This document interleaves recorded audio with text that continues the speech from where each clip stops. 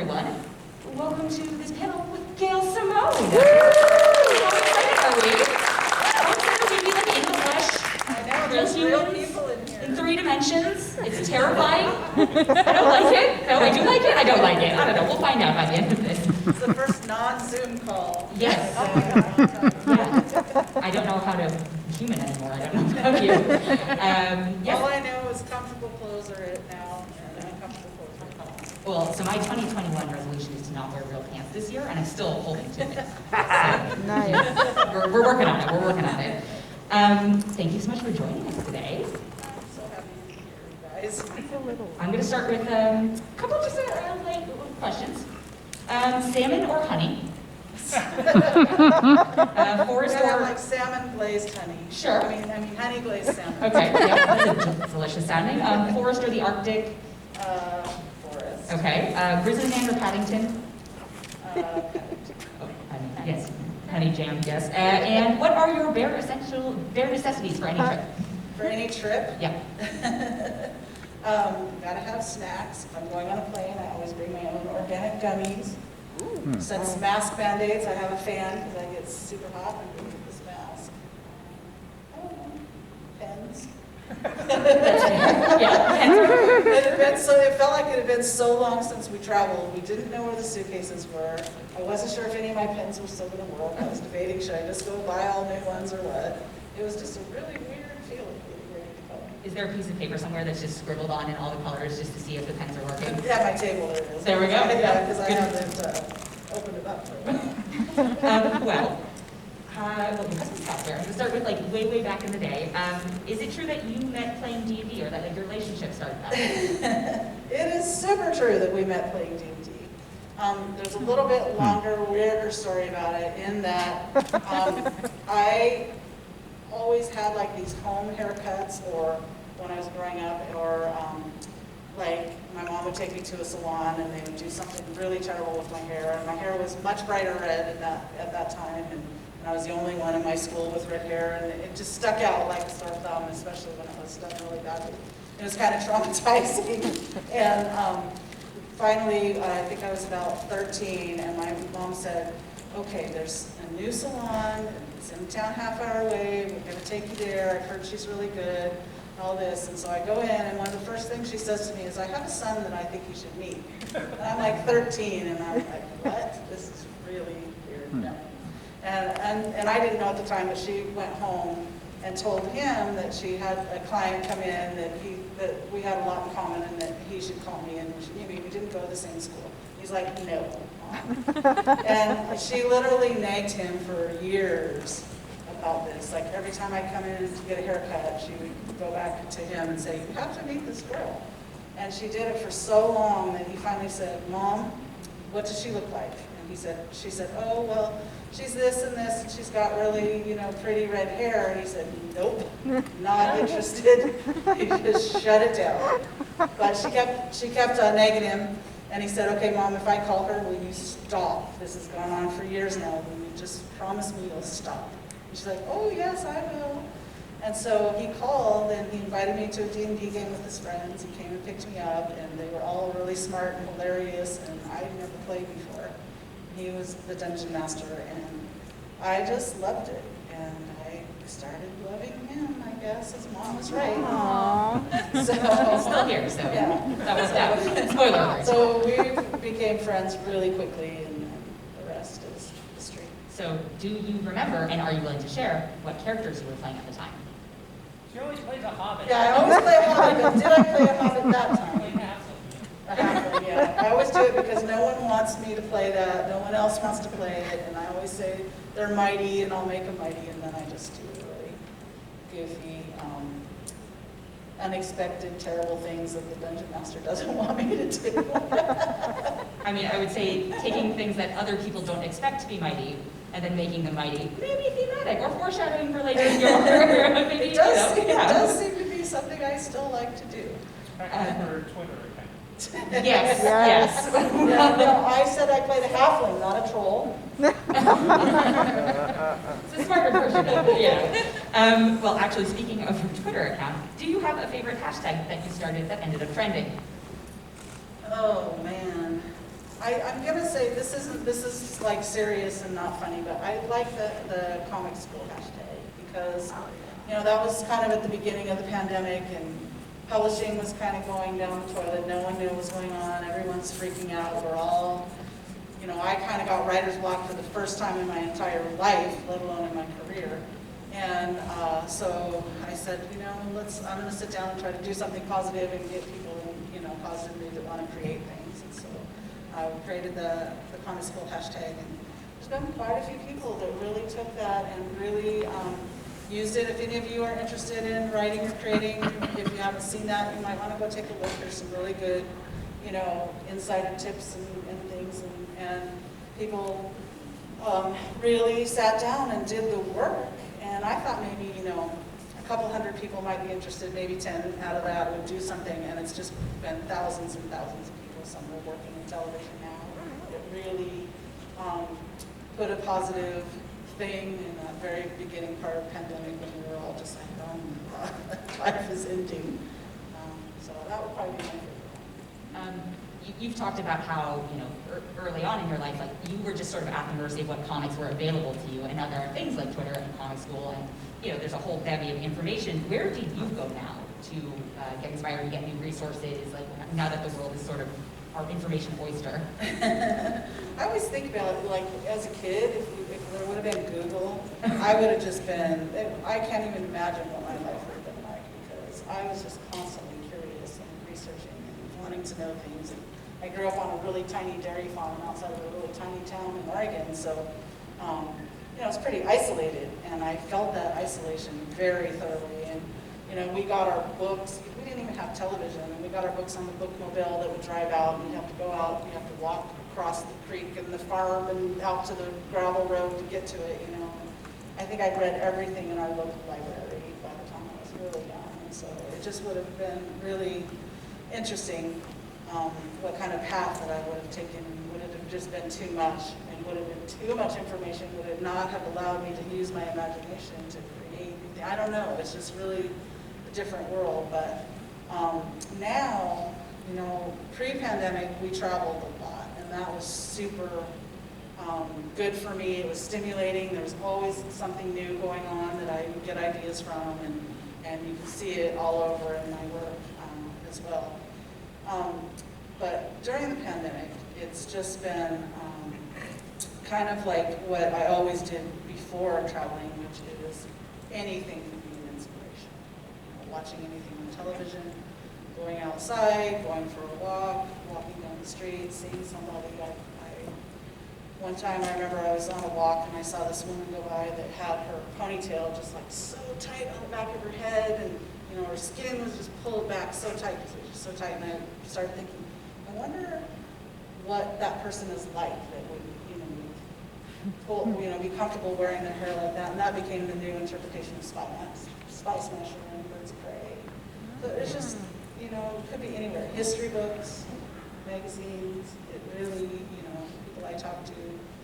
I learned when I was a hairdresser, I don't know how many people know that before I became a professional writer, I had a hair salon as a hairdresser. And you get to know people really deeply when you have recurring clients like that.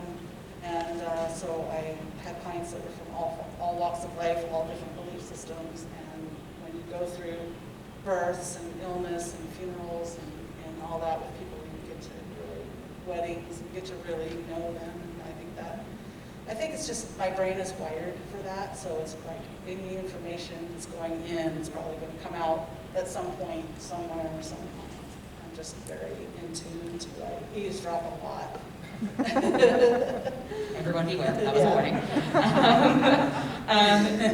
What is the wildest thing that has happened on a trip that has not made it into a comic yet? Or a piece of writing, sorry. Well, probably that. Whenever we've been on trips, something always happens. We'll witness a fight, we'll witness something, that we really don't want to witness. And my husband likes to think, he thinks he's a superhero because he likes to get in the middle of these things. And it's always him saying he's going to go, stop that person from doing whatever they're doing. And and it's me saying, no, you're not, we're in a foreign country. Haven't you watched Locked Up Abroad? Don't do it. The police are on their way, whatever, but I haven't put that in a comic yet, but that is something that happens that disturbs me quite a lot. Maybe But because he's a white knight, he just can't help himself, I guess. That sounds horrible. But I should create a character like that that's always butting in to confrontations. He's not talking about culture. This was a No, I'm talking about knife fights, people jumping on someone's back and beating the crap out of them, clawing their eyes out. We've witnessed all kinds of stuff. Where are you going on this? What places are you frequenting? Ireland, Brazil, England. All right. Never, Yes, never a dull moment. What it sounds like. If you had to be stuck on a desert island with 3 characters you've written, and let's say the idea is not to escape necessarily, it's just to survive and exist, who would they be and why? Well, Red Sonja, for a lot of reasons. First of all, I think she's got the survival skills. She Sure. can protect us. Can you handle the smell for that long? We'll just throw her in the ocean. Okay. And, I think she would be fun to hang out with. I really do. We've got 2 more slots. So,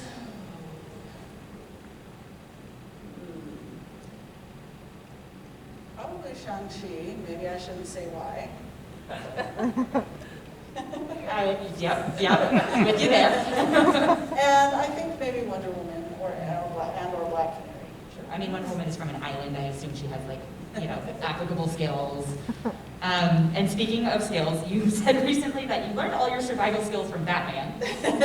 What do you think, actually, one of the most, sort of mundane ones that you learned is going to come in handy? And it sounds like, you might actually need to break up a knife fight at some point. So, is there one that you're like, actually, I think, or have you had to use it? Oh my gosh. Let me think. I think for me, this is a weird question, but normally, because I'm a wordsmith, I talk myself out of things, I get out of situations using my words mostly. But I think one of the things I did that did happen, and it wasn't that long ago, is I was dropping my son off at his apartment complex where he lived when he was going to college, and I heard screaming. And, he'd been home for the weekend. He had a couple things he needed to go, a couple trips he needed to make, getting stuff, laundry probably, getting stuff back to his apartment. And I hear screaming, and I think my windows are rolled up. It's like 11, 12 at night, something like that. And I crack the window a little bit to see if I'm hearing what I think I'm hearing, and I'm hearing what I think I'm hearing. So I text my son and tell him to call the police or call security for the building, whatever. And in the meantime, this woman comes running out from back by where all the dumpsters are, and someone's chasing her. And so I'm like, oh, shit. So I do the thing where you put the keys in between your hand and I get out and put myself between the dude that's after her and her.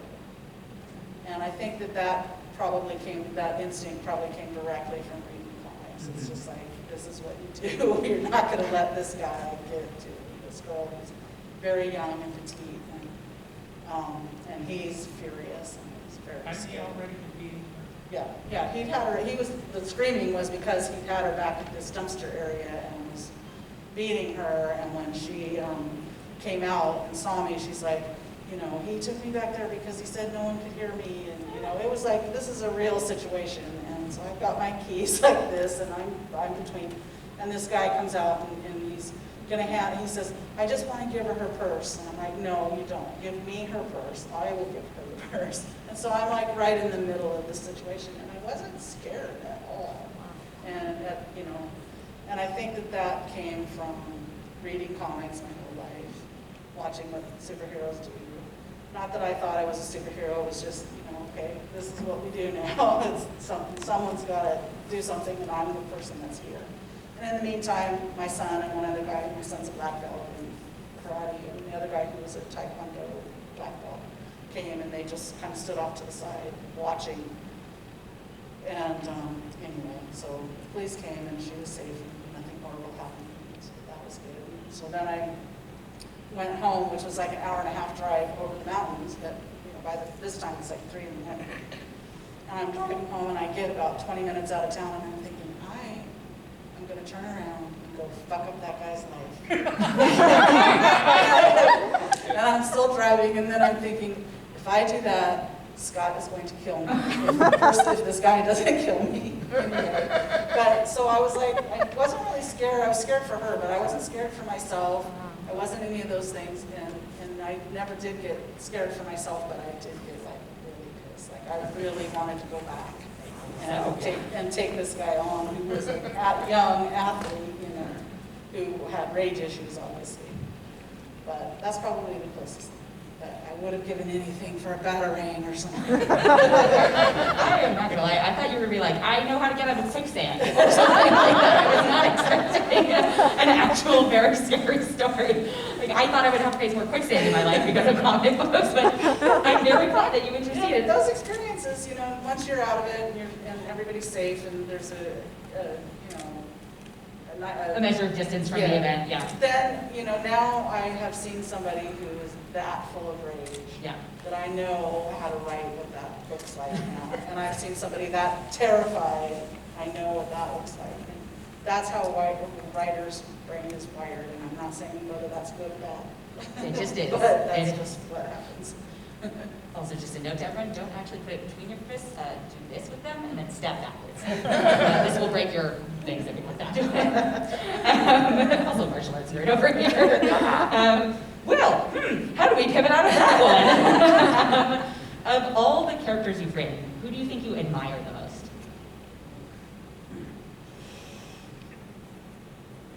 That is, when you're looking at all these superheroes, I think I would have to say Barbara Gordon. Off the top of my head. I think Wonder Woman would be the easy answer, but Barbara Gordon, especially if you look at her whole story arc over time and when she went through her injury and the way she decided to live her life post-injury, and she still wanted to make a difference and still be the person she was. She just had to figure out how to do it differently. And I think that is such an important part of her character, that she's always going to be the hope of Gotham. She's always going to try to help Gotham be a better place, and nothing is going to stop her from doing that. She just may have to go about it differently. And I admire that a lot. Yeah. What is something that you would consider a risk that you've taken in your career or life that has paid off the most? Probably saying yes when The Simpsons called and asked if I was interested in writing an issue. How is that a risk? Well, because first of all, I knew from a young age I wanted to be a writer, but I was told by my family that you'll never earn a living writing. You need to think of other things. I was told by teachers that if you want to write, then you have to go into journalism. It's just all these things that I was told all along. Teachers would tell me that I could write, but don't be a writer, you can't earn a living writing. So I was a hairdresser, and that was great. I had my own salon. I loved my clients. I liked the work. It wasn't writing. And then I started doing a little funny things online that led to a humor column that led to being asked to write The Simpsons. And Scott didn't even know I was writing a column at this point. So I have insomnia. I don't sleep regular hours. I'm up and down a lot, and so writing at night, he didn't notice because it's just normal behavior for about. And so that was like my secret identity, that I was writing these fun things at night. And it was only when I was going to be getting checks in the mail that I thought, I think I better tell Scott. It's like I'm doing something else. And so I tell him, I call him from the salon and I say, we need to go out to lunch, we need to have a talk. And he thinks that we're breaking up. It's a talk. He thinks, uh-oh, this is it, this is going to be it. And so we get to lunch, and the reason I chose that is because it was a public place, and I just didn't know. Again, feeding into the talk. You're told all your life that you can't do this, that this is not a worthwhile pursuit. And so I told him, hey, I've been doing this column and online, and now I'm being offered actual writing work that's going to be paid. And I'm really scared, what do you think? And he's like, what do you mean? You have to go for it. And I was terrified, you know, when the person who suggested that I work for The Simpsons, I said, you know, I'm a hairdresser, I'm not a writer. And I really had that mindset at that time. And so to step out of that mindset and go for something, especially as a huge fan of The Simpsons, the work that they do is super high quality. This just didn't feel like I should be there, you know? And so I was really terrified. And when they called, because they liked the column, they could see that I could write in different voices, that I was funny, and qualities they were looking for. And I'd never written a comic. And they called and asked me, and I said, well, can I think about it? There was like dead silence on the other end, because I'm sure no one had ever said that before. And, you know, I was just so scared. I didn't know what to do. And honestly, I didn't know how to write a comic script. So it just was very scary to jump in. We both need such a high quality publication and just put yourself out there like that. Paid off. It did pay off. That was the question, right? That was the question. Yes. Does anything change about your process when you are writing for different mediums, right? Like writing for a comic book versus writing for like a TV show? Has anything evolved about that, or do you just tend to sort of stick to the same approach? Okay. Process, when you're talking about using different formats for the writing, or even different programs or whatever.